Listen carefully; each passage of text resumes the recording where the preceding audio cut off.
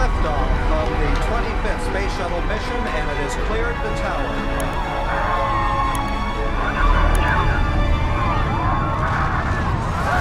On January 28, 1986, the Space Shuttle Challenger broke apart just 73 seconds after launch. The failure unfolded live on television. Millions of people watched in real time, including school children across the United States. A teacher, Christa McAuliffe, was on board, and classrooms had been gathered to witness history. Instead, they saw a white cloud bloom against the blue Florida sky. News anchors struggled to understand what they were seeing. The solid rocket boosters spiraled away. Families standing at Cape Canaveral stared upward, unsure whether what they had just witnessed was real. Those images became permanent, replayed endlessly, etched into public memory.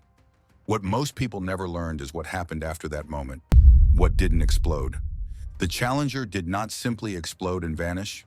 While the external fuel tank ruptured and ignited, the crew cabin, the reinforced section where all 7 astronauts were seated, separated largely intact.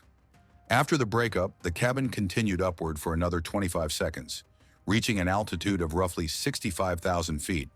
It then began to fall. For nearly 3 minutes, that cabin dropped through the sky before striking the Atlantic Ocean at over 200 miles per hour. Inside were 7 people. Who the crew were? The Challenger crew were not symbols. They were professionals with lives beyond the mission. Nancy and I are pained to the core by the tragedy of the Shuttle Challenger. We know we share this pain with all of the people of our country. Commander Dick Scobie was a veteran Air Force test pilot on his second shuttle flight. Pilot Michael Smith was a Navy aviator on his first. Judith Resnick, an electrical engineer, was one of America's first women in space. Ellison Onizuka was the first Asian American astronaut. Ronald McNair was a physicist and accomplished saxophonist. Gregory Jarvis was an engineer flying for the first time. Christa McAuliffe was a high school social studies teacher, selected from over 11,000 applicants. They had families, plans, futures. 73 seconds after launch, all of that ended. The launch and the breakup. At 11:38 a.m. Eastern Time, Challenger lifted off from Launch Pad 39B. The ascent appeared normal. Mission Control called out routine milestones, and nothing in the first minute suggested an imminent failure. Inside the cabin, the crew experienced the intense vibration and forces typical of launch, strapped into their seats and focused on procedures exactly as trained. At 73 seconds into flight, a sudden anomaly occurred. 1 second later, at about 48,000 feet, the shuttle broke apart. The fireball seen on television was not the crew cabin exploding. It was the external fuel tank rupturing as hot gases escaped from a failed seal in the right solid rocket booster. The structure disintegrated under massive aerodynamic forces. The boosters continued flying independently until destroyed by range safety. We do have a problem, Bob. It looks as if it may have lost a solid rocket booster. The fall. For 25 seconds after separation, the cabin continued rising. Then gravity took over. The cabin had no parachutes. It was never designed for this scenario. At that altitude, above much of the atmosphere, the occupants would have experienced weightlessness during the fall, an unsettlingly familiar sensation in completely unfamiliar circumstances, with no ability to control direction, stabilize the cabin, or communicate externally. It fell for 2 minutes and 45 seconds. At impact, the cabin struck the ocean at approximately 207 miles per hour. At that speed, water behaves like concrete. The impact was unsurvivable. Confusion and immediate response.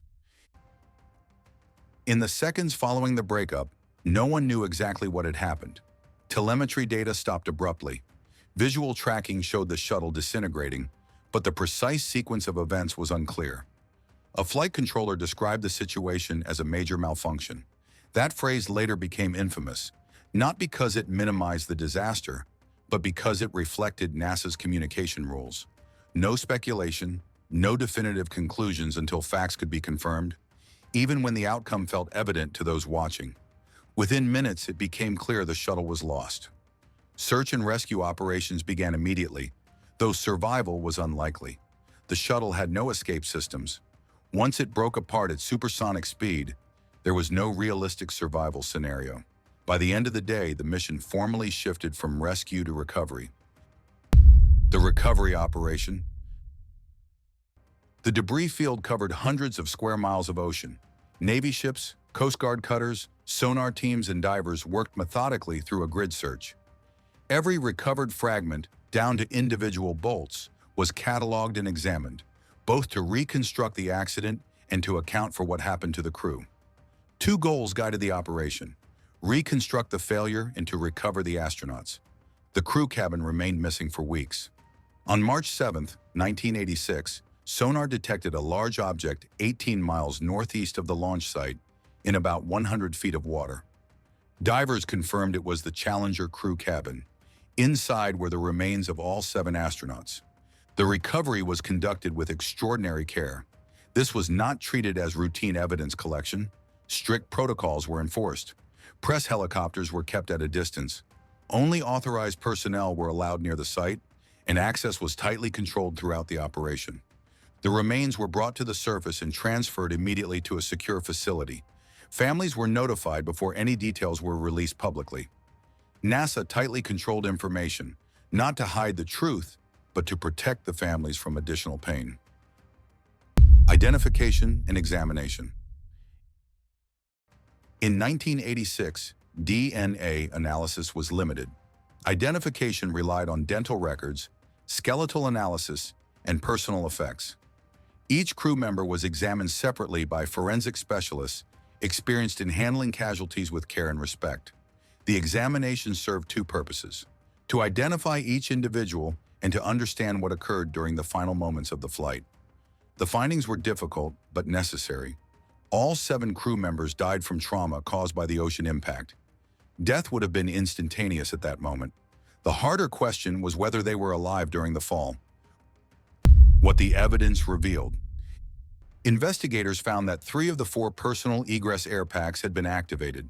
These devices require deliberate manual action and cannot be triggered automatically. This indicated that at least 3 crew members were conscious and aware after the breakup. The air packs would not have saved them. They were designed for brief emergencies during landing, not a free fall from 65,000 feet. But their activation shows that some of the crew recognized the emergency and attempted to respond using the tools available to them.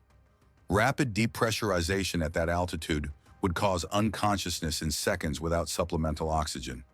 If activated quickly enough, some crew members may have remained conscious for part or all of the fall. We cannot know for certain, but the evidence strongly suggests awareness. NASA did not publicly release detailed autopsy findings. Families were informed privately. Officials believed the specifics served no public safety purpose and would only deepen the trauma. Over time, details emerged through journalism and cautious statements from former officials. But the restraint was intentional. It was about respect, not secrecy. The cause and the failure behind it. The Rogers Commission investigation identified the technical cause: failure of an O-ring seal in the right solid rocket booster due to cold temperatures. Engineers had warned that launching below 53 degrees Fahrenheit was dangerous. On the morning of the launch, temperatures were in the mid-30s. The deeper cause was institutional failure. Engineers raised concerns. Management questioned the data. Proof of danger was demanded. Under pressure, contractors overruled their own engineers. Risk became normalized. Warnings were absorbed instead of acted upon. 7 people paid the price. Aftermath and change. The shuttle program was grounded for 32 months. Boosters were redesigned. Safety oversight was strengthened. Engineers were encouraged to speak up. When Discovery returned to flight in 1988, it carried a memorial for the Challenger crew. NASA would later face another tragedy with Columbia, showing that some lessons were learned and others forgotten. Burial and legacy. The crew was buried with honor, some at Arlington, some are in their home states. The crew cabin was buried at sea in a classified location to prevent disturbance.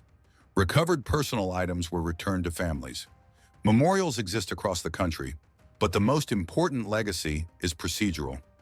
Changes made after Challenger have saved lives. The crew was not just astronauts. They were teachers, engineers, scientists, pilots, and explorers. Their story is not just about how they died, but what their deaths taught us.